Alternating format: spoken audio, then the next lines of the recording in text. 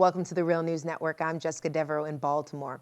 It's been dubbed a war on whistleblowers. The Obama administration has aggressively gone after whistleblowers in an unprecedented fashion.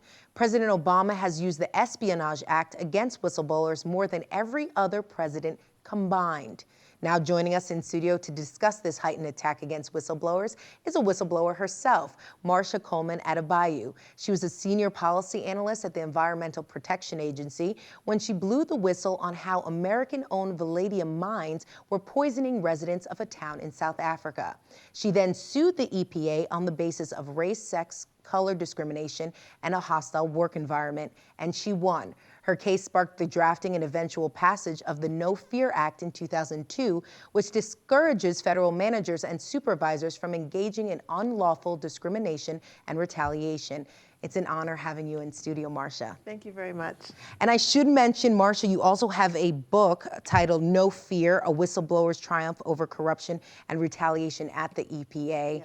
And we kind of just want to get into the book and talk about your case. Can you just briefly tell us what happened? You were a senior policy analyst at the EPA. Right. Then you discovered this U.S. mining company was basically poisoning residents in South Africa. How did this come to your attention? Well, when Nelson Mandela became president of South Africa, the United States government and the South African government decided to develop a bilateral commission called the U.S.-South Africa Binational Commission, or it's dubbed the Gore-Mbeki Commission. And it was the goal of this commission the goal of the commission was to allow the United States government to assist the newly formed South African government to work on a number of different issues, everything from agriculture to environment to commerce. And so my job was to work with the newly formed Mandela government in the area of environmental protection. And so my job was to transfer technology and knowledge and best practices, at least their U.S. experience, to the South Africans and to determine how we could assist them. Okay, and you we were discussing this off camera, you were sort of like a Trojan horse. You described your presence there. Can you explain that a bit more? Certainly. So my job was to work with the ANC leadership, essentially, in the new government. And as a part of that process, I found out that a U.S. multinational corporation was involved in unsafe working conditions in a U.S.-owned mine in South Africa that mines a substance called vanadium pentoxide. Now, vanadium pentoxide is really at the base of how we run our country and how we run this country and why this country operates. Because the United States government and industrial society in general is based on a framework of steel. If you look at your buildings, technologies in terms of surgical equipment, cars, trucks, it's really built on a base of steel. Vanadium is an alloy, so it's a substance that when you mix it with steel, it provides steel with flexibilities so that the steel would not crack when it's under pressure, either hot and cold pressures or just extreme temperatures.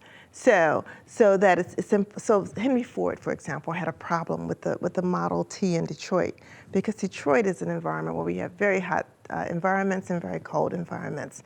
And the steel kept cracking in the Model T. And through his communications with a French scientist, he found out that if he mixed vanadium in with the steel, that they would provide the steel with the flexibility to withstand both hot and cold situations.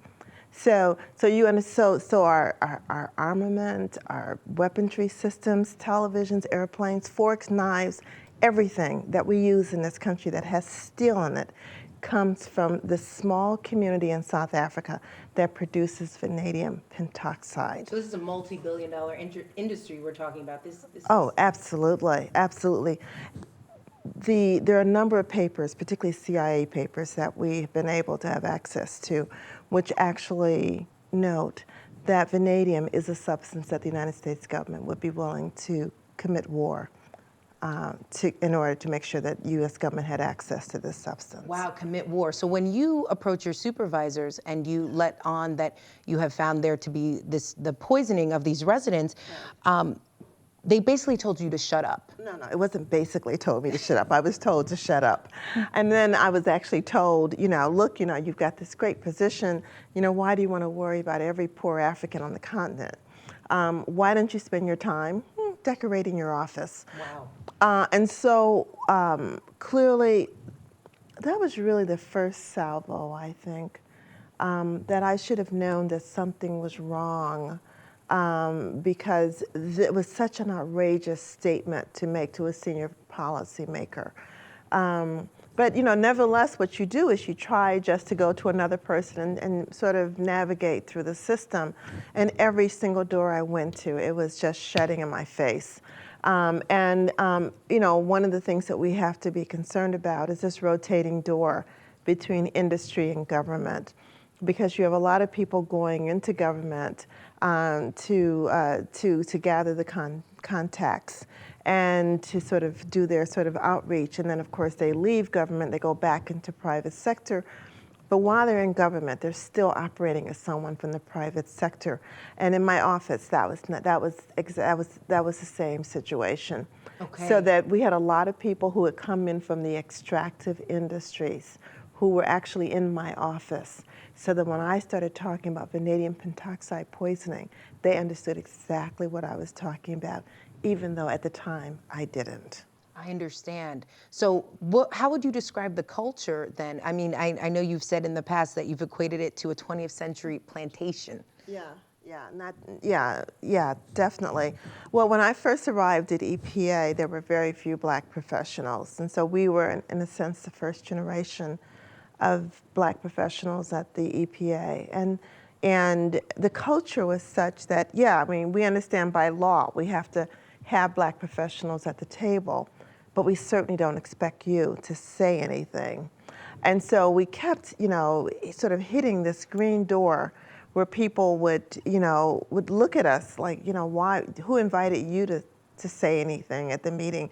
You're supposed to just sit there as a token. And so we had a lot of problems, particularly when it came to issues that we were so passionate about, like Africa, the Caribbean, global warming, the issues that really impact our community, neurotoxic levels of lead in the brain of young Black kids. We wanted to make our contributions, and we were determined to do that. And every step of the way, we were being smacked down.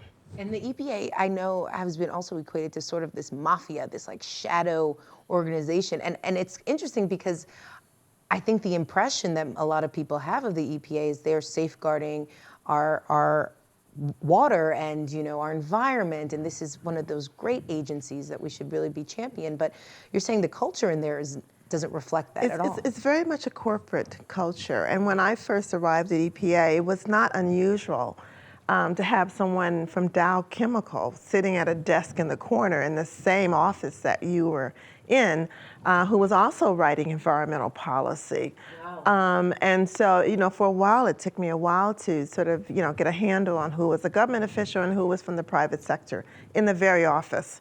And so, I'm sure you've read a lot of history of EPA where, in fact, there have been congressional hearings about industry leaders actually writing environmental policy, sending it to EPA for their comments, and then EPA promulgating those as rules. So it took a while for me to understand that this agency, in terms of a Trojan horse, that in fact there was very little difference between corporate interests, interests of the pesticides industry, interests, the mineral extractive industries, and what was happening at EPA. And whenever there was a conflict between what was good for industry and what was good for the people, industry almost always won. Industry almost always won. Almost always won. Okay. And you battled with the EPA for many years, but Right. but you're actually still battling with Yeah, the I am. EPA, even though your lawsuit is over. Can you just fill us in on what's happening Well, I now? won the largest lawsuit ever against the EPA because the treatment that I received was so, in many ways, unbelievable for people. I mean, I was called, every racial name that you can imagine. I was called every sexual name that you can imagine. And oftentimes it was in open meetings. So that there were so many witnesses around when people were calling me these horrible names. And then when I refused to submit or become intimidated, then the agency started really ratcheting up the intimidation. I started getting threatening calls at my desk, particularly the closer I got to trial.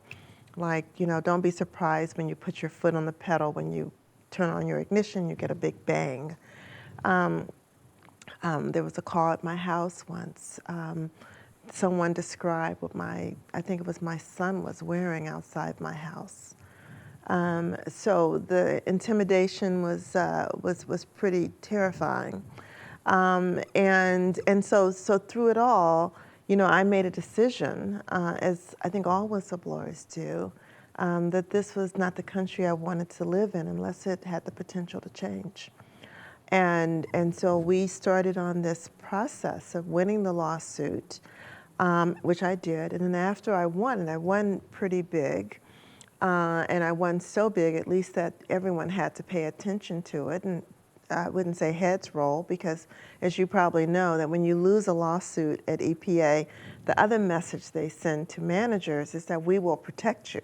And so all the managers were promoted, who I named in my lawsuit. They were all promoted? They were all promoted they were all promoted. But nevertheless, Congress convened 2 hearings, and a law was introduced and eventually passed, which became the first civil rights and whistleblower law of the 21st century, called No Fear. And that really is what it's going to take for people to take on this system. And no fear doesn't mean that you're not afraid.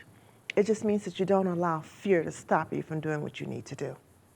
Yes, yes. But the EPA now is asking for your emails because you wrote this revealing book and things of that nature. Right, exactly. Well, after I won my lawsuit, a couple years later, EPA fired me.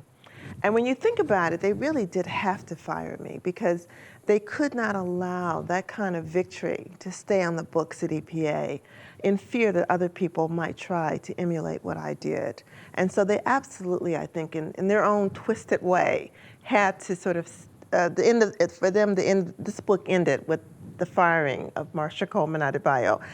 And so I decided that that was not my particular ending. And so I filed another suit against the EPA on the basis of firing me for engaging in protected activity. And so we're winding our way through the court system. It's now like the 13th year since I filed that lawsuit. And so I think we'll probably go to court March 2014. But in the process of going to court, EPA has now ordered me to answer deposition questions. And of course, the questions that they're asking me have absolutely nothing to do with the lawsuit. And so they're asking me questions like, who helped you write your book? Or did someone help you write your book? And did you talk to anyone who, while you were in the process of writing your book? And if you did, name that person, provide their contact information, provide the names of anyone you spoke to when you wrote your book. So what they're trying to build is like a pyramid of everyone that I spoke to and worked with as I wrote the book. And that's a way of intimidating not just me, but intimidating everyone that I work with. Okay, well, Marsha, please hang tight. We are going to have part 2 of this conversation with Marsha Coleman-Adebeyo. Thank you so much for joining us. You're welcome. And thank you for joining us on the Real News Network.